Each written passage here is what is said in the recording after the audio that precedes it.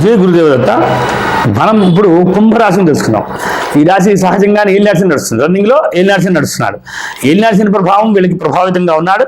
అలానే సప్తమంలో గురుడు, శుక్రుడు, అలానే బుధుడు, రవి సంచార ప్రభావం ఉన్నది కనుక భార్య చాలా పద్ధతిగాను, భార్య నుండి వచ్చే అభివృద్ధి బాగుండడానికి అవకాశాలు ఉన్నా సమస్య కూడా రావడం అవకాశం. బుధుడు కూడా అష్టమాధిపతి ఉండడం వల్ల, ఈ రాశి ప్రభావం నుంచి అష్టమ ప్రభావితం ఉండడం వల్ల సమస్యాత్మకమైనదని తెలుసుకోవచ్చు. కాబట్టి పంచమ స్థితి కూడా ఉండడం వల్ల దేనిచ్చే సమస్య ఎక్కువ ఉంటుంది. సంతానానికి జరిగేటువంటి ప్రభావంలో మనం ఆలోచించే ఆలోచనలో వచ్చే నష్టం వల్ల ఈ ప్రభావం జరిగి సమస్యగా మారి అది మిమ్మల్ని ప్రభావితం చేస్తుందని తెలుసుకోవచ్చు. అంటే ఏ రకమైన నష్టం వస్తుందో తెలియాలి కదా. అంటే సప్తమ స్థితిలో ఉన్న బుధుడు ఉన్నాడు. అతను ఏం చేస్తాడు? అష్టమాధిపతి, పంచమాధిపతి కనుక ఏం చేస్తాడు? కొంచెం సంతానారీత్యా వచ్చే నష్టాన్ని చూపిస్తున్నాడు అని చూపిస్తుంది. అంటే సంతానం ఒకటి, ఆలోచన ప్రకారం ఆలోచన ఒకటి, కీర్తి ప్రభావితంగా ఒకటి, తర్వాత మనం చేసేటువంటి పనుల్లో జరిగే ప్రమాదాల వల్ల వచ్చే నష్టం ఒకటి, ఇవన్నీ కూడా సూచిస్తున్నాయని అర్థం చేసుకోవాలి. తర్వాత కుంభరాశి వారికి ద్వితీయంలో రాహువుల సంచారం వల్ల కొంచెం ధన ఆదాయాన్ని కొంచెం ఒక సందర్భంలో రాహు ఉన్నప్పుడు ఆదాయం కనబడదు, ఒక సందర్భంలో ఆదాయం కనబడుతుంటుంది. కానీ ధనస్సు ఈయన గురుడు బాగానే ఉన్నాడు కనుక ఆదాయం సమృద్ధిగా ఉంటుంది, 5 రూపాయలు ధనం వస్తుందని అర్థం చేసుకోవచ్చు. సోదర స్థానంలో కుజుడు, ఆయన కూడా బాగున్నాడు కనుక కలిసి ఉండడం, అన్నదమ్ములు కలిసి ఉండడానికి, స్నేహంగా ఉండడానికి అవకాశాలు ఉంటాయి. తల్లితో కలిసి ఉండడానికి, తల్లి తండ్రి ఇక్కడ సిచ్యువేషన్ ఏంటంటే ఈ కుంభరాశి వారికి తండ్రే స్వసిద్ధంగా తీసుకుంటారు, వీళ్ళు చాలా ప్రేమగా ఉంటారని తెలుసుకోవచ్చు. తర్వాత పంచమ స్థితి మిథునం అవ్వడం వల్ల కనుక సంతానాభివృద్ధి బాగుంది. షష్టం బాగానే ఉంది, శత్రువులు ఎవరు పెద్దగా ప్రభావితులు ఎవరు, కానీ సప్తమ స్థితి మాత్రంలోనే రిమార్క్ కనబడుతున్నాయి. అంటే ఎవరు? కలత్రము, భార్య, తర్వాత పార్ట్నరు, వీళ్ళ ద్వారా వచ్చేటువంటి దాంతో కనెక్షన్ అయ్యే కొన్ని స్టోరీలన్నీ కనబడుతున్నాయి కనుక జాగ్రత్త పాటించడానికి ప్రయత్నం చేయండి. తర్వాత అష్టమంలో ఎవరు లేని కనుక ఏ రకమైన సమస్యలు మీకు పెద్దగా అవి పరిగణన తీసుకోక్కర్లేదు, అవి మిమ్మల్ని ఎదురుపై తప్పిస్తుంటాయి. కానీ ప్రభావం ఉంటుంది, ఇంకా తప్పించడానికి ప్రయత్నం చేస్తాయి. కనుక బుధుడిని కంట్రోల్ చేసుకోవడానికి ప్రయత్నం చేయండి అని ఆయన రిక్వెస్ట్ చేసుకోండి ఆయన్ని. తర్వాత భాగ్యం బాగుంది, సమయంలో భాగ్యం వస్తుంది, లాభస్థితి కూడా బాగుంది, చాలా గ్రహాల స్థితి అంశం బాగుంది కనుక మీకు ఈ రాశి వారికి ఈ మాసంలో, ఈ శ్రావణ మాసంలో అంతా అనుకూల స్థితి లభిస్తుంది. కాకపోతే సంతానిచ్చే సమస్యలు ఏమైనా ఇబ్బంది అనిపిస్తే కనుక బుధుని తప్పనిసరి చదవండి. తర్వాత మీకు ఆ ఆదాయం అంటే వృత్తిపరమైనటువంటి ఆదాయం బాగుంది అనిపిస్తే ఇబ్బంది లేదు, ఏదైనా ఆదాయ రీత్యా కూడా ఇబ్బంది అనిపిస్తే కనుక శుక్రుడు కూడా చదవాలి. దీన్ని చెప్పే విషయాలు వీటితో పాటు ఆ జాతకాన్ని కూడా పరిశీలన తీసుకొని ఏ ప్రభావం ఎక్కువ చూపించుకొని దాన్ని క్లియర్ చేసుకుంటే సేఫ్గా ఉంటారు. ప్రయత్నం చేయండి. జై గురుదేవదత్త.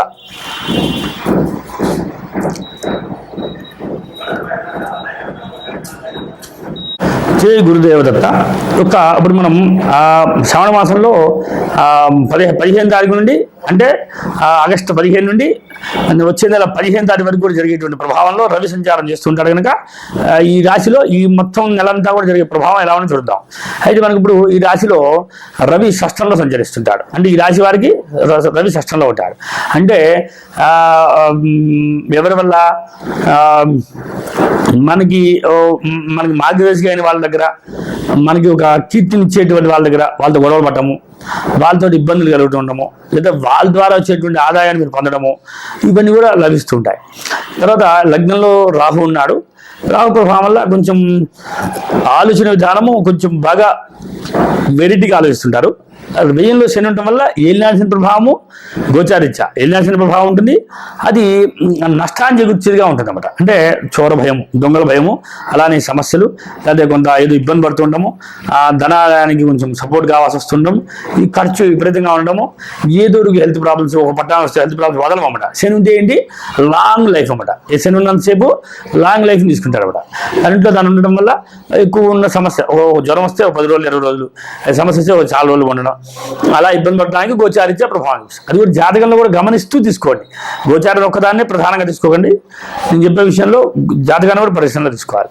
అలానే మీన రాశి వారు ద్వితీయంలో ఉన్నటువంటి సంచార ప్రభావంలో ఎవరు లేకపోవడం వల్ల మేషం బాగుంది కనుక, ద్వితీయ స్థానం బాగుంది కనుక ఇబ్బంది ఏం లేదు.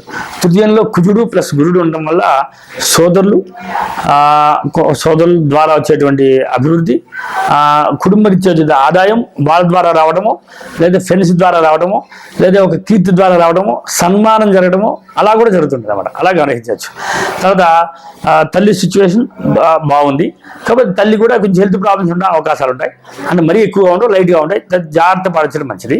తర్వాత సంతాన స్థితి బాగుంది, చాలా అద్భుతమైన సంతానం కలుగుతుంటారు. ఎక్కువ మీన రాశి వారికి అక్కడ కనుక శుభగ్రహం పురుష గ్రహం ఉంటే పురుషుడు, స్త్రీ గ్రహం ఉంటే స్త్రీ గ్రహం ఉంటుంది. కామన్గా అయితే స్త్రీ సంతానం కావడానికి ఎక్కువ అవకాశాలు ఉంటాయి మీన రాశి వారికి.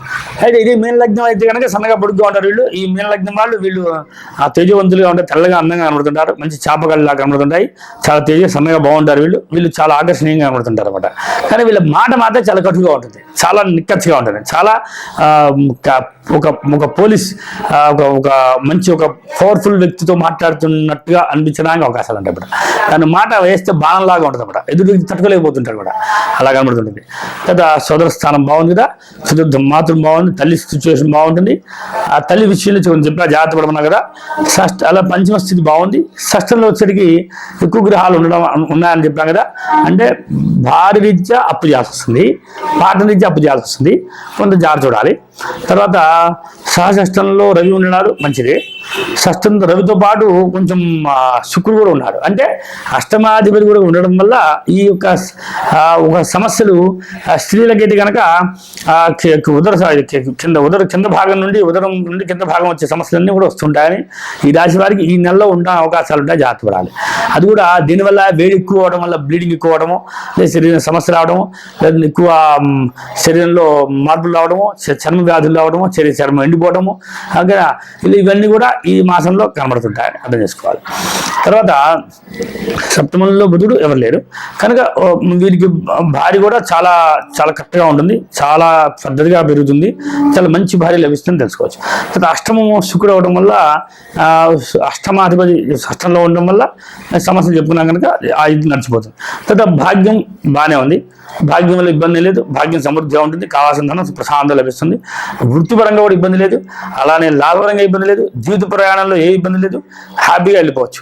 కాబట్టి హెల్త్ పరంగా మాత్రం తల్లి విషయంలోనూ నేను చెప్పిన కొంచెం జాగ్రత్త పడితే ఆ సమస్యలు మీరు అధిగమించగలుగుతారు. ఇది ప్రత్యామ్నాయం మరియు రెమెడీస్ ఏంటి అంటే తప్పనిసరిగా చదవాల్సిన వాటిలో రవికి ప్లస్ శుక్రుడికి బుధుడికి చదువుకుంటే ఏ రకమైన సమస్య లేకుండా హ్యాపీగా ఉండగలుగుతారు. జయ గురుదేవ దత్త.